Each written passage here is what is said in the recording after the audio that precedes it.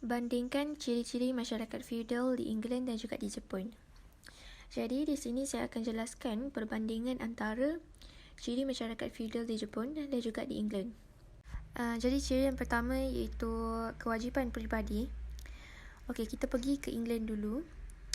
Okey, jadi di England, dalam masyarakat feudal ni, dia wujud hubungan peribadi antara lord dan juga vassal. Lord ni ialah tuan tanah dan juga vassal ni ialah penyewa tanah. Jadi kedua-dua pihak ini saling bertanggungjawab antara satu sama lain demi kepentingan bersama. Golongan tuan tanah memberi perlindungan manakala golongan penyewa tanah ini menawarkan perkhidmatan tentera. Jadi menjelang abad ke-16 dan 17 Masihi, kedudukan raja di England menjadi semakin kukuh. Perkembangan ini telah menyebabkan raja tidak bergantung kepada golongan bangsawan bagi mendapatkan bantuan ketenteraan. Manakala di Jepun pula, di Jepun, dalam masyarakat feudal, di Jepun wujud hubungan peribadi antara shogun dan daimyo. Shogun ini menyerahkan tanah kepada golongan daimyo yang setia kepadanya. Jadi sebagai balasan, daimyo akan membantu shogun dalam pentadbiran dan ketenteraan. Kedua-dua pihak ini juga saling bertanggungjawab terhadap kepentingan bersama. Sama juga dengan macam yang di England punya. Jadi golongan shogun ini memberi perlindungan manakala golongan daimyo menawarkan perkhidmatan dalam pentadbiran dan ketenteraan. Okey, perbandingan untuk ciri yang kedua iaitu mobility sosial.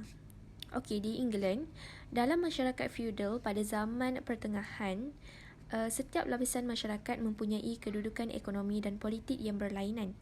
Dalam masyarakat feudal juga, perubahan dalam kedudukan sosial dan status masyarakat jarang berlaku. Menjelang abad ke-16 dan 17 Masihi, perubahan dalam politik, ekonomi dan sosial menyebabkan berlaku mobiliti sosial dalam masyarakat. Rakyat biasa dibenarkan menyandang jawatan-jawatan penting dalam kerajaan yang dimonopoli oleh golongan bangsawan. Manakala di Jepun pula, masyarakat feudal di Jepun terdiri daripada beberapa lapisan yang mempunyai kedudukan sosial, politik dan ekonomi yang berlainan. Kedudukan dan status masyarakat feudal ditentukan berdasarkan keturunan dan sistem kelas. Dalam masyarakat feudal di Jepun, perubahan status dan mobiliti sosial jarang berlaku. Tak sama macam yang di England. Macam England dia berlaku mobiliti sosial, tapi di Jepun dia jarang berlaku. Perbandingan untuk ciri yang ketiga iaitu perkongsian kuasa. Di England, menjelang abad ke-16 dan 17 Masihi, berlaku perubahan dalam kedudukan dan kuasa raja sebagai pemerintah mutlak di England. Perselisihan antara raja dan parlimen bagi mengukuhkan kedudukan dan kuasa bermula semasa pemerintahan dinasti Stuarts. Jadi menjelang pemerintahan Raja Charles I, kuasa mutlak yang dimiliki oleh raja berakhir apabila pengisytiharan hak ditandatangani. Perkembangan ini menyebabkan raja perlu mendapat persetujuan daripada parlimen dalam menjalankan pemerintahan.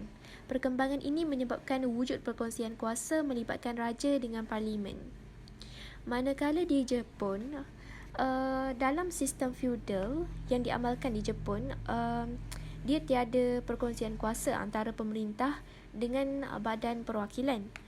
Shogun mempunyai kuasa yang mutlak dalam menjalankan pemerintahan dan pentadbiran negara. Shogun juga dia mengambil langkah-langkah untuk mengukuhkan kedudukan dan pengaruhnya.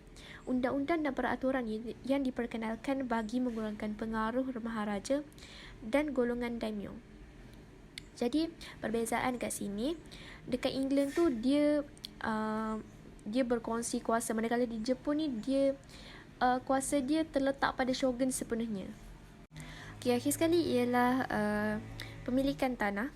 Di England, pada zaman pertengahan, masyarakat feudal di England ni bergantung kepada tanah untuk menjalankan kegiatan ekonomi. Golongan pemerintah memberikan anugerah tanah kepada golongan bangsawan. Jadi sebagai balasan, golongan bangsawan ni dia menyediakan bantuan tentera kepada pemerintah.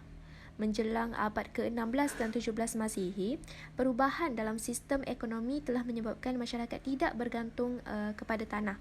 Masyarakat pada zaman ini telah melibatkan diri dalam kegiatan ekonomi pertanian komersial dan juga perindustrian.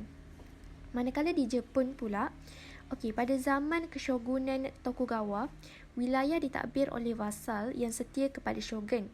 Shogun ini akan mengurniakan tanah kepada golongan tuan tanah yang setia kepadanya.